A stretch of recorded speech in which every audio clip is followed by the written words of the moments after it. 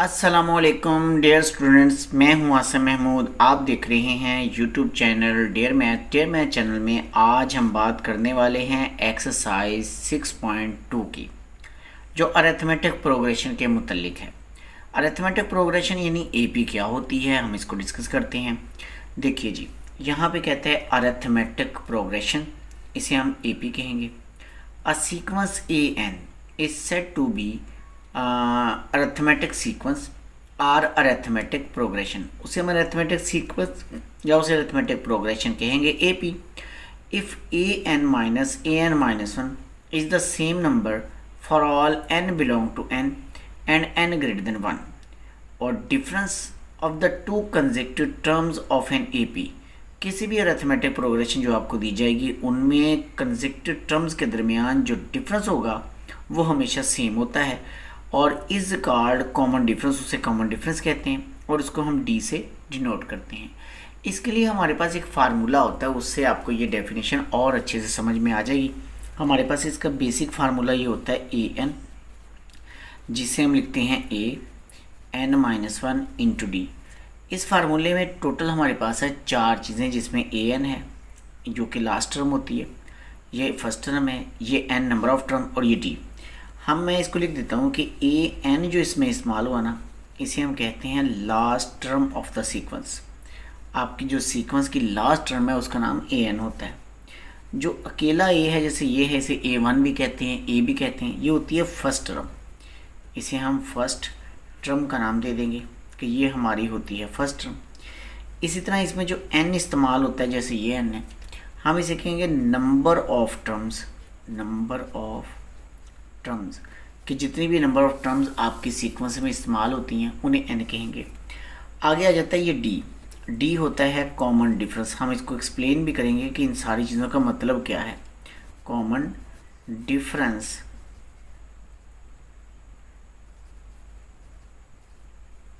Common difference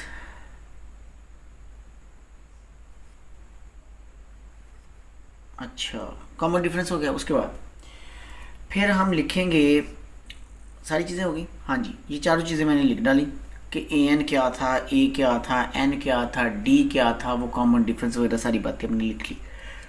अब ना आपको बताते हैं कि इसका मतलब क्या होता है, कि जो हमारी ये प्रोग्रेशन है अरिथमेटिक, इसका मतलब क्या होता है।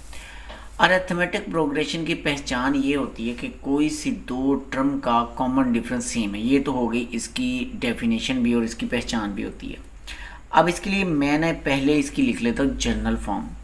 जनरल फॉर्म इसकी ये होती है कि A plus D, A plus 2d और A plus 3d and so on. ये इसकी स्टैंडर्ड फॉर्म कह लें, आप जनरल फॉर्म कह लें, ये इस तरह से होती है। और इसकी जो nth टर्म होती है वो ये लिखी हुई है, ए एन बराबर है a plus n-1 into D. ये जो होता है ना, इसे हम क्या कहते हैं, इसे हम a1 कहते हैं। इसे हम कहते हैं कि ये हमारा a2 है। इसे हम कहते हैं ये हमारा a3 है। इसे हम कहते हैं कि ये हमारा a4 है। ये 1 2 3 ये इसकी टर्म्स होती हैं, a1 a2 a3 से हम इसको शो करते हैं। इसी तरह चलते चलते जब nth टर्म निकाली जाएगी ना, तो उसे हम फिर ए एन का नाम देंगे और वो ये होगी a plus n-1 into D. और इसे हम क्या नाम देंगे, जैसे हमने a1 a2 a3 a4 कहा, इसे हम ए एन कहते हैं और इसी ए एन को हमने यहाँ पे लिख रखा होता है। अब एक ना एग्जाम्पल लेते हैं जिससे ये बात क्लियर होगी कि कॉमन डिफरेंस क्या होता है। फॉर एग्जांपल हम यहाँ पे एक लेते हैं 3 6 9 12 15 एंड सो ऑन। ये मैंने ना एक सीक्वेंस लिखी है जो कि अरिथमेटिक सीक्वेंस है।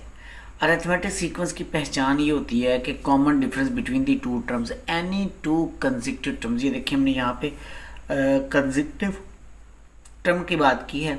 और कंसेक्यूटिव टर्म कौन सी होती हैं, जैसे ये दो हैं, जैसे ये दो, जैसे ये दो। मतलब अगर हम कॉमन डिफरेंस लेंगे ना बिटवीन दी टू टर्म, तो 6 - 3 करेंगे। आप देखिए ये 3 है। अगर आप नेक्स्ट टू टर्म को देख लीजिए, 9 - 6 कर दें, वो भी 3 है। अगर आप उससे नेक्स्ट टू टर्म को देखें, यानी 12 - 9 कर लें, तब भी 3 है। तो ऐसा नहीं करना आपने कि 12 में से आप 6 निकाल दें या 9 में से आप 3 निकाल दें तो फिर आप कहें जी कॉमन डिफरेंस सेम नहीं आ रहा। ऐसा नहीं होगा। ये दो मुसलसल आने वाली जो सीक्वेंसेस होती हैं, जो टर्म होती हैं, उनके दरमियान हमें डिफरेंस देखना होता है। इन दोनों में डिफरेंस देखेंगे, इन दोनों में देखेंगे, इन दोनों में देखेंगे, या इन दोनों में देखेंगे, या किसी भी दो टर्म के दरमियान आप डिफरेंस देखेंगे। लो जी, ये तो कहानी हो गई इसकी डिफरेंस की और फार्मूला हो गया। उसके बाद अरिथमेटिक प्रोग्रेशन मैंने बता दी किस तरह की होती है। अब हमें क्वेश्चन दिए जाएंगे जो हमने एग्ज़ाम में सॉल्व करना होते हैं, उसके लिए हम एक्सरसाइज पे चलते हैं जी। तो माय डियर, क्वेश्चन नंबर 1 है एक्सरसाइज 6.2 का, जिसमें उसने हमें पार्ट 1 दिया हुआ है। वो कहते हैं A1 की वैल्यू 5 है और ये 3 टर्म उसने दे दी हैं किसी सीक्वेंस की। वो सीक्वेंस हमने मालूम करनी है जिसके दरमियान से उसने ये 3 टर्म उठा ली हैं। पहली टर्म कहता है उसकी 5 होगी। तो अब वो सीक्वेंस बताएं क्या है। अब सीक्वेंस बताने के लिए हमें ना दो चीज़ें चाहिए होती हैं, एक फर्स्ट टर्म और एक कॉमन डिफरेंस। फर्स्ट टर्म हमारे पास है, कॉमन डिफरेंस हम इनमें से निकाल लेंगे, यानी D बराबर होगा 26 माइनस 23 और हमें 3 मिल जाएगा। हम लिखेंगे फिर A1 और A की चीज़ होती है, ये हमें उसने दिया हुआ है, वो 5 है। इसके बाद A2 निकालना है तो वो होगा आपके पास A प्लस D। A को D में ऐड कर लें तो हमें A2 मिलता है, सेकंड टर्म जो है ना वो मिल जाती है। A आपका है 5 लिखिए, D हमारे पास है 3, वो लिखें, दोनों को कर दें प्लस 8 आ जाएगा। इसी तरह आप A3 निकालें तो उसका फार्मूला होता है A प्लस 2D। तो A प्लस 2D करना है तो 5 प्लस कितना है 2 इंटू 3 कर दें, क्योंकि D की वैल्यू 3 है, और 3 टू द 6 प्लस 5 कितना होता है 11। आप A4 निकाल लीजिए, यानी वो होता है A प्लस 3D के इक्वल। तो 5 लिखिए, 3 इंटू 3 लिखिए, 3 9 9 5 द 14। अब आपके पास जो सीक्वेंस है ना रिक्वायर्ड, हम लिख देंगे रिक्वायर्ड सीक्वेंस। जो आपकी सीक्वेंस रिक्वायर्ड है वो होगी 5, वो होगा 8, 11 और 14। लो जी, ये वो हमारी सीक्वेंस है। उसने कहा था फर्स्ट 4 टर्म उस सीक्वेंस की लिखें जिसमें ये इंफॉर्मेशन थी, वो हमने लिख डाली जी। तो माय डियर, क्वेश्चन नंबर 1 ही का सेकंड पार्ट है जिसमें A5 यानी 5th टर्म सीक्वेंस की दे दी और 9th टर्म भी हमें सीक्वेंस की दे दी, और उसने कहा है कि आपने फर्स्ट 4 टर्म मालूम करनी है। हम पता क्या करेंगे, फार्मूला देखेंगे क्या है, लिखेंगे वी नो दैट, हम जानते हैं, और आप लोग ये वीडियो देखकर जान जाएंगे कि AN जो होता है ना वो A plus n-1 into D होता है।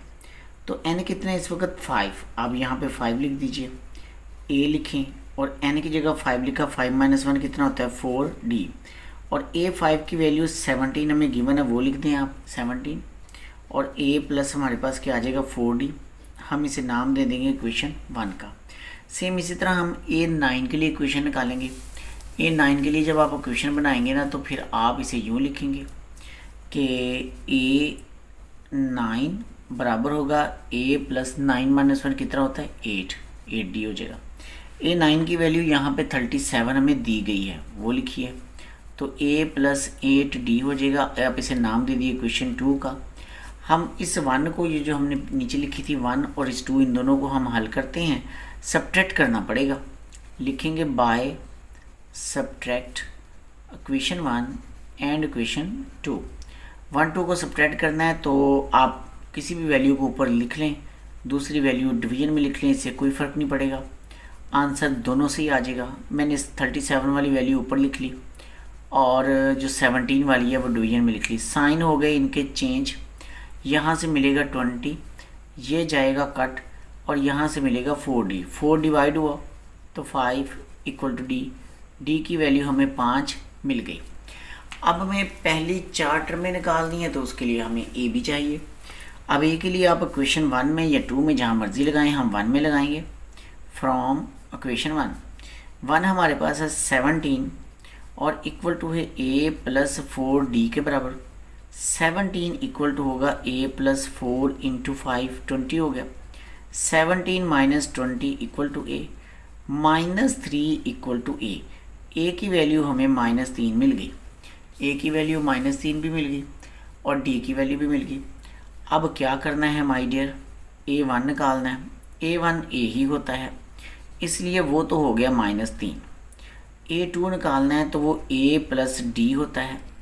a है -3, d है 5, दोनों मिलके 2 हो जाएंगे।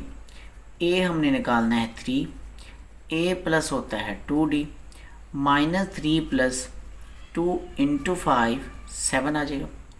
a होता है 4, उसे हम लिखते हैं a plus 3d, -3 plus 3 into 5, और ये कितना हो गया जी, 15 में से ये निकाल दो तो 12 आ जाएगा। लो जी, ये है इसका आंसर। पार्ट नंबर 3 है जिसमें हमें उसने जो इन्फॉर्मेशन दी है वो ये है 3a7 और 7a4, और दूसरी बात उसने a10 दे दी जो 33 के इक्वल है। हम क्या करेंगे, हम लिखेंगे यहाँ पर वी नो दैट, हम जानते हैं। मैंने आपको पहले भी बताया कि हम जानते हैं और आप जानने वाले हैं कि जो an होता है ना वो a plus n minus 1 into D होता है। हमें a7 चाहिए क्योंकि ये 7 और 4 इनकी वैल्यूज़ बनानी है, 10 की भी बनानी है। हम n की जगह 7 है ना तो a7 वाली वैल्यू पहले बनाते हैं, तो a प्लस 7 माइनस 1 6 हो जाएगा। मैं इसे डायरेक्ट ही लिख रहा हूँ क्योंकि हमें इसे यूज़ भी करना है आगे। अब a4 चाहिए तो फिर आप क्या करेंगे, a लिखें और प्लस 4 माइनस 1 कितना होता है 3, 3d बन जाएगा। ये 4 की वैल्यू आ गई। अच्छा, अब ये दोनों होगी ना, अब हम क्या करेंगे, इसमें लगा देंगे ये जो a7 वाला था। गिवन कंडीशन ये थी 3a7 इक्वल टू 7a4, लिखें 3 और a7 कितना है a प्लस 60 और इक्वल टू 7, और a4 कितना है a प्लस 3d है, वो मल्टीप्लाई करेंगे हम इसको 3a प्लस 18d, मल्टीप्लाई करेंगे 7a प्लस 21d। अच्छा, अब ये जो 3a और 18d है इसको उठा के इस तरफ ले आएंगे तो ये हमारे पास ऑलरेडी 7a है, 21d भी है, और ये इस तरफ आके ना इक्वल के इनके साइन हो जाएंगे चेंज। तो माय डियर 7 में से 3 माइनस कर दीजिए 4a आ जाएगा, 21 में से 18 माइनस कर दीजिए 3d आ जाएगा, और इक्वल में क्या होगा 0, इक्वल में आपके पास 0 आ जाएगा। अच्छा, इसके बाद चलें इसे 1 का नाम दे दें।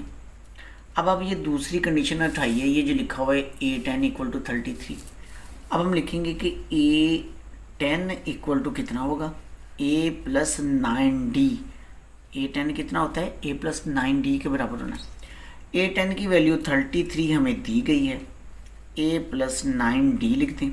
9d को दूसरी तरफ ले जाएं तो 33 minus 9d equal to a हो जाएगा। आप इसे नाम दे दीजिए इक्वेशन 2 का। अच्छा, अब हम ये इक्वेशन 2 उठाएंगे और 1 में लगा देंगे। हम लिखेंगे यहाँ पर पुट 2 इन 1, 2 को आपने 1 में लगाना है। तो 1 हमारे पास था, 4 a की जगह लगाना है तो लिखेंगे 4 33 माइनस 9d, और फिर आगे है प्लस का 3d और इक्वल टू 0। 4 को मल्टीप्लाई करेंगे ना तो ये हमारे पास बनेगा 132 माइनस 36d प्लस हमारे पास है 3d और इक्वल टू 0। यहाँ से बचेगा 132 माइनस 33d और इक्वल टू 0। 33d दूसरी तरफ ले जाए क्योंकि वो नेगेटिव है, वो उधर जाके इसने पॉजिटिव हो जाना है। 33 को डिवाइड करेंगे तो हमारे पास कितना आने वाला है 4 आने वाला है, क्योंकि 4 ही मिलेगा। इसको डिवाइड करेंगे, आप कैलकुलेटर पे बेशक इसको फाइंड कर लीजिएगा, यकीनन ये d ही आएगा। d की वैल्यू आ गई 4, d उठाएंगे आप और इक्वेशन इस 2 में लगा देंगे। हम लिखेंगे फ्रॉम इक्वेशन 2, फ्रॉम 2 में लगाएंगे 33 माइनस 9 इंटू 4 कर दें equal to 8, 33 minus 36 equal to a। तो a ने हमें वैल्यू दी -3, अब वो भी लिख दी। अब मैं क्या चाहिए था भला, first 4 term of the sequence. अब फर्स्ट 4 के लिए हमें क्या करना है, A1 वो A होता है, वो -3 ही रहेगा। A2 वो A प्लस D होता है, A है -3 और D है 4, दोनों मिलके 1। A3 तो A प्लस 2D होगा, हमारे पास आ जाएगा -3 प्लस 2 इंटू 4, 8 में से जाएगा तो 5, हम लिखेंगे A4 वो होगा A प्लस 3D, आप लिखेंगे -3 प्लस 3 इंटू 4 और कितना आ जाएगा, 12 में से 9 8 गए और 3 माइनस किए तो 9 आ गया। अब जो हमारी रिक्वायर्ड सीक्वेंस थी ना, रिक्वायर्ड सीक्वेंस वो हमें मिल गई, ये -3 फिर 1 फिर 5 फिर 9, ये हमारी रिक्वायर्ड सीक्वेंस है। क्वेश्चन नंबर 2 है an-3 और 2n-5, ये हमें क्वेश्चन गिवन है माय डियर। हमें an मालूम करना है, इसमें हम क्या करेंगे, लिखेंगे put n equal to n plus 3, जहाँ n लिखा है वहाँ आप n प्लस 3 लगाएंगे, तो फिर आपके पास क्या बनेगा, n इंटू इस n की जगह आपको n प्लस 3 लगाना है, n plus 3 minus 3 equal to 2 into n plus 3 और -5 होगा। 3 से कट जाएगा, ये बहुत आसान सवाल है, शॉर्ट क्वेश्चन आता है एग्जाम में। ये बनेगा 2n प्लस 6 माइनस 5 और an हमें मिल जाएगा 2n और प्लस 1। ये है माय डियर हमारा आंसर इस क्वेश्चन का, इम्पोर्टेंट शॉर्ट क्वेश्चन था ये।